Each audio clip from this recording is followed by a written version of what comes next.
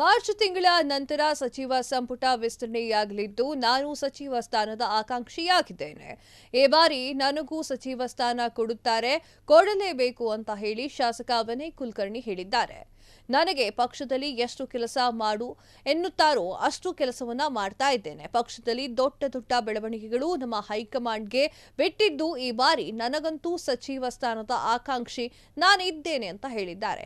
ಈ ಬಾರಿ ನನಗೂ ಕೂಡ ಸಚಿವ ಸ್ಥಾನ ಕೊಡ್ತಾರೆ ಎನ್ನುವಂತಹ ವಿಶ್ವಾಸ ನನಗೆ ಇದೆ ಅಂತ ಹೇಳಿದ್ದಾರೆ. ಇದೇ ವೇಳೆ ಮಾತನಾಡಿರುವಂತಹ ಅವರು ಸಿದ್ದರಾಮಯ್ಯ ಅವರ ಪರವಾಗಿ ಬ್ಯಾಟ್ ಅನ್ನ ಬೀಸಿದ್ದಾರೆ. ಸಿದ್ದರಾಮಯ್ಯ ಒಬ್ಬ ಆರ್ಥಿಕ ತಜ್ಞರಾಗಿದ್ದಾರೆ. ಹಣಕಾಸು ಸಚಿವರಾಗಿ ಅವರು ಕೆಲಸವನ್ನ ಮಾಡಿದ್ದಾರೆ. ಬೇರೆ ಯಾರೇ ಸಿಎಂ ಆದರೂ ಕೂಡ ನಾವು ಕೊಟ್ಟ ಗ್ಯಾರಂಟಿ ನಿಭಾಯಿಸಲು ಸಾಧ್ಯವಾಗುತ್ತಿರಲಿಲ್ಲ ಅಂತ ಹೇಳಿದ್ದಾರೆ.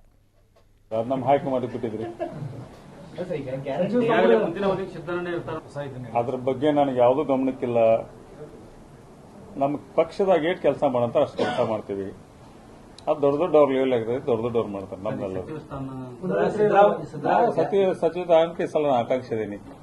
ಸಚಿವ ಸ್ಥಾನ ಬಂದ ಈ ಸಲ ನಾನು ಕೊಡ್ಲೇಬೇಕು, ಕೊಡ್ತಾರೆ. ಆಗುತ್ತೆ ಮಾರ್ಚ್ ನಂತರ ಮಾಡ್ತಾರೆ. ಈಗ ಸಿದ್ದರಾಮಯ್ಯ ಅವರು ಗ್ಯಾರಂಟಿ ಜೊತೆಗೆ ಅವರು ಇಟ್ಕೊಂಡು ಎಲೆಕ್ಷನ್ ಮಾಡಬೇಕು. ಸಿದ್ದರಾಮಯ್ಯ ಅವ್ರು ನೋಡ್ರಿ ಆರ್ಥಿಕ ತಜ್ಞರಿದ್ದಂಗ. ಯಾಕಂದ್ರೆ ಇಷ್ಟು ಸಲ ಅವರೆಲ್ಲ ನಮ್ಮ ಫೈನಾನ್ಸ್ ಮಿನಿಸ್ಟರ್ ಆಗಿ ಕೆಲಸ ಮಾಡಿದಾರ. ಯಾಕಂದ್ರೆ ಇದನ್ನ ಬೇರೆ ಯಾರಾಗಿದ್ರು ಕೂಡ ನಾವು ಕೊಟ್ಟಂತ ಗ್ಯಾರಂಟಿಗಳನ್ನ ಹ್ಯಾಂಡಲ್ ಮಾಡಕ್ ಹಾಕಿದ್ದಿಲ್ಲ. ಇಷ್ಟೊತ್ತಿಗೆ ನಾವು ಹೆಸರು ಕೆಡಿಸುವಂತ ಪರಿಸ್ಥಿತಿ ಬರ್ತಿತ್ತು. ಆದ್ರೆ ಸಂಪೂರ್ಣವಾಗಿ ಮನೆಗೆ ಎಲ್ಲಾ ಜಾತಿ, ಎಲ್ಲಾ ವರ್ಗದ ಜನ, ಇವನ್ ಎಲ್ಲಾ ಪಕ್ಷದ ಜನರಿಗೂ ಕೂಡ ನಮ್ಮ ಗ್ಯಾರಂಟಿಗಳು ಹೊಂಟಾವ ಅನ್ನೋಂಥದ್ದು ಹೇಳ್ತೇನೆ. ಪಕ್ಷಾತೀತವಾಗಿ ಬಿಜೆಪಿ ಅವ್ರಿಗೂ ನಮ್ ಗ್ಯಾರಂಟಿ ಹೊಂಟಾವು, ಎಲ್ಲಾ ಜಾತಿಯವರಿಗೂ ನಮ್ ಗ್ಯಾರಂಟಿ ಹೊಂಟಾವು. ನಮ್ ಗ್ಯಾರಂಟಿ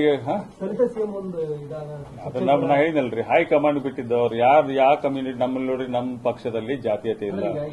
ನಮ್ಮ ಪಕ್ಷದಲ್ಲಿ ಎಲ್ಲಾ ಜಾತಿಯವರು ನಾವು ಅಲ್ಲಾನು ಅದನ, ಅಕ್ಬರ್ ಅದನ, ರಾಮು ಅದನ, ಸೀತಾನು ಅದಾರ ನಮ್ಮ ಪಕ್ಷದಾಗ.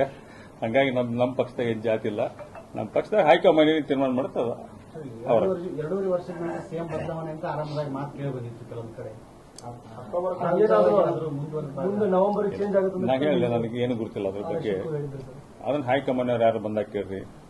ಅಷ್ಟು ದೊಡ್ಡ ಲೀಡರ್ ಅಲ್ಲ ಇನ್ನು. ನಿಮ್ಮ ಒಪಿನಿಯನ್ ಕೇಳಿದ್ರೆ ಸ್ಥಳೀಯ ಶಾಸಕರು ಅವ್ರಿಗೂ ಹೇಳ್ತೀವಿ ನಾವು.